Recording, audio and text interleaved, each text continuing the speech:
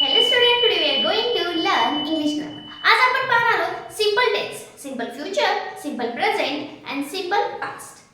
हा सगळे टेन्स आपण 10 ते 15 मिनिटांमध्ये क्विक शॉर्टकट ट्रिकने शिकणार आहोत. यासाठी तुम्ही व्हिडिओ एंड पर्यंत पाहत चला आणि काही क्युरियस असेल तर कमेंट मध्ये सांगत चला.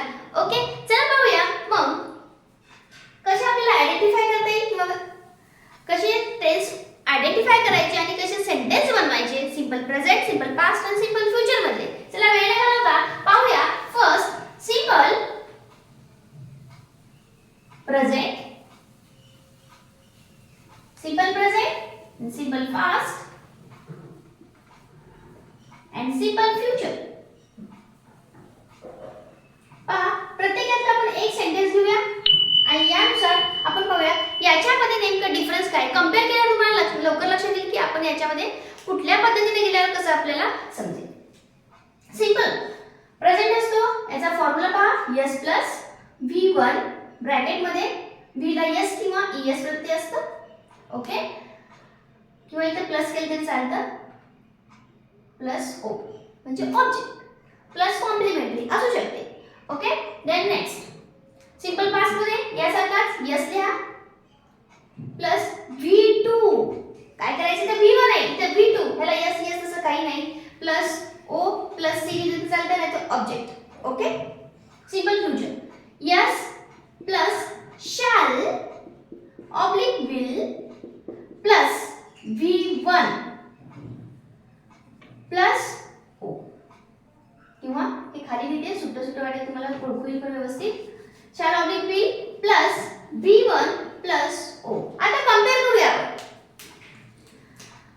Subject subject subject same. Then v1 पण याच्यामध्ये एक आहे की वर्बला s किंवा es प्रत्यय असतं. तर कधी असतं जर थर्ड पर्सन सिंग्युलर फॉर्म असेल तर त्याला s किंवा es प्रत्यय असतं. s किंवा es म्हणजे ही, शी आणि इट असेल तरच याला s किंवा es Pratyaya. He, she, it हे सब्जेक्ट असेल तर, हे जर सब्जेक्ट असतील तर त्याला s किंवा es प्रत्यय लावायचं. अदरवाइज पुन्हा आय असेल, दे असेल, वी असेल तर त्यावेळेस वर्बला s किंवा es प्रत्यय लावायची गरज नाही. तर सिंपल प्रेझेंट मध्ये असला तरी सुद्धा गरज नाही लावायची. ओके, तर यामध्ये काय subject he, she, it, we, they कुठलाही घेऊ शकता. v2 फॉर्म घ्यायचा, v2 and then object. Future मध्ये बघा सब्जेक्ट शॅल किंवा त्या दोन्ही मध्ये पहा थोडं कंपेअर करा. याच्यामध्ये v1 आहे, याच्यामध्ये v1 आहे, पण डिफरन्स काय या दोघांमध्ये. याच्यामध्ये हेल्पिंग वर्ब वापरतात, त्याच्यामध्ये हेल्पिंग वर्ब वापरत नाही. ओके, v2 एकाच टेन्स मध्ये वापरतात सिंपल पास्ट मध्ये, बाकी कुठल्याच टेन्स मध्ये v2 चा फॉर्म वापरत नाही. सो लक्षात एक ठेवायचं, सिंपल प्रेझेंट वर्बला s किंवा es जर थर्ड पर्सन सिंग्युलर फॉर्म असेल तर घ्यायचा. ओके, v2 फक्त सिंपल पास्ट मध्येच वापरतात.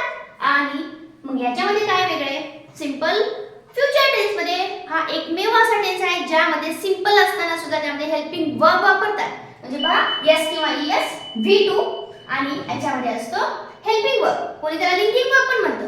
इट्स ओके, याला काय म्हणतात हेल्पिंग वर्बला लिंकिंग वर्ब. हे वापरतात. याच्यामध्ये आयडेंटिफाय करतात this is the simple present, simple past and simple future. चला सेंटेन्स घेऊया आणि एकच सेंटेन्स तिन्हीमध्ये चेंज करून पाहूया आणि कसा चेंज होतो हे तुम्हाला समजून येईल आणि काय काय बदल होते सेंटेन्स मध्ये हे आपण पाहूया. फर्स्ट सेंटेन्स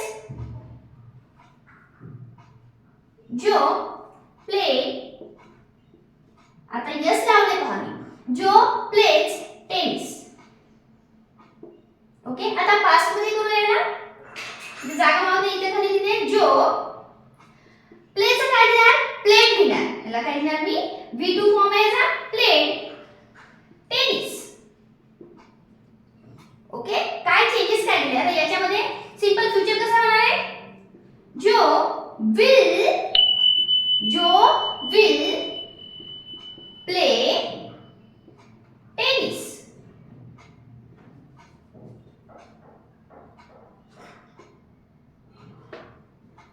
पहा परत यामध्ये अजून एक कन्फ्युजन होऊ शकतं तुमचं की विल कधी वापरायचं आणि शॅल कधी वापरायचं. तर यामध्ये जर फर्स्ट पर्सन असेल म्हणजे कुठला आय आणि वी ह्या दोघांनाच काय वापरायचं विल वापरायचं. बाकी सगळ्याला सॉरी आय विल नाही आय शॅल, या आय आणि विलच काय वापरायचं शॅल वापरायचं आणि बाकी सर्व जे काही राहिले ही शी इट दे ह्या सगळ्याला काय वापरायचं, विल वापरायचं. बाकी सगळ्याला विल वापरायचं. ह्या दोघांनाच म्हणजे हे आहे फर्स्ट पर्सन आय किंवा आम्ही, त्याला वापरायचं शॅल. बाकी सगळ्याला तुम्ही विल वापरायचं. ओके.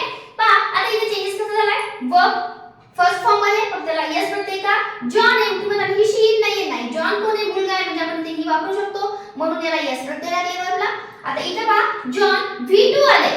काय झालं इथं, V2 फॉर्म आलाय. हा एकमेव असा टेन्स आहे की त्यामध्ये V2 वापरतात, दुसऱ्या कुठल्याही टेन्स मध्ये V2 वापरत नाही. सिंपल असो, कंटिन्यू असो, पास्ट असो, परफेक्ट असो, प्रेझेंट परफेक्ट कंटिन्यू असो, प्रेझेंट असो, फ्युचर कुठलाही त्याच्यामध्ये V2 वापरतात. हा एकमेव असा टेन्स आहे की त्यामध्ये V2 वापरतात. हे छोटे छोटे क्लू आहेत, यानुसार तुम्हाला ओळखू शकता तुम्ही की सिंपल पास्ट कुठला आहे, सिंपल फ्युचर कुठला आहे आणि सिंपल प्रेझेंट कुठला आहे. सिंपल फ्युचर मध्ये पहा इथे विल वापरले. हेल्पिंग वर्ब इथे आहे नाही, इथे आहे नाही, या एकाच टेन्स मध्ये हेल्पिंग वर्ब वापरतात. पहा हा याचा एक्झाम्पल झाले. म्हणजे हाच एकच सेंटेन्स घेतला मी आणि त्याला ह्याच्यासारखं तुम्हाला जे पास्ट सिंपल पास्ट आहे सिंपल फ्युचर मध्ये फक्त काय केले, त्याला चेंज केले. आता नेक्स्ट किंवा त्याला पण असं चेंज करूया, पाहूया कसे वर्ब चेंज होतात. यामध्ये फक्त लक्षात ठेवायचं थर्ड पर्सन सिंग्युलर म्हणजे आय आणि वी असेल तर शॅल, अदरवाइज बाकी सगळ्याला विल वापरा. अजून एक सेंटेन्स घेऊया आणि ते चेंज करून पाहूया. सेंटेन्स घेते विंटर,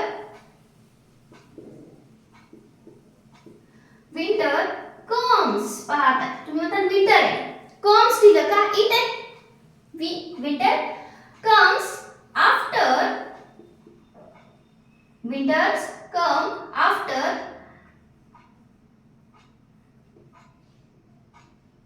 एंड.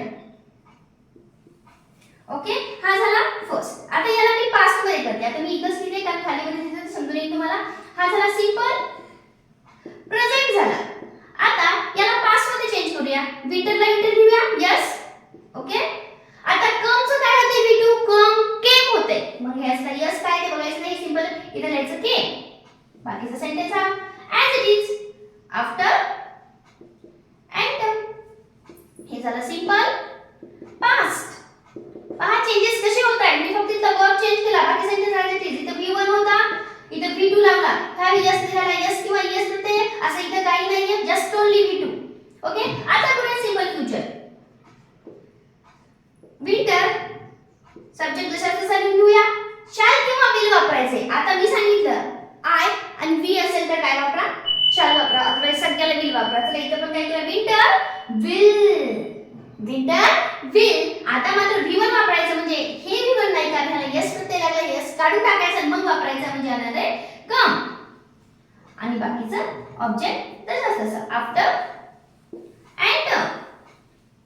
ओके. पहा चेंजेस कसे केले, winter comes after end, winter came after end. Comes स आलं म्हणायचं सिंपल प्रेझेंट, केम आलं म्हणजे V2 फॉर्म आला सिंपल पास्ट, विल आलं आणि V1 आलाय, विल आले आणि V1 आलाय म्हणायचं सिंपल फ्युचर. ओके. चला लास्ट एक सेंटेन्स मी देणार आहे, कमेंट मध्ये नक्की सांगा त्याचा चेंजेस करून की त्याचा चेंजेस कसा होतो. ओरली मी थोडंसं क्लू देणार आहे, तरी सुद्धा तुम्ही चेंज करा आणि कमेंट मध्ये नक्की मला याचा आन्सर सांगा.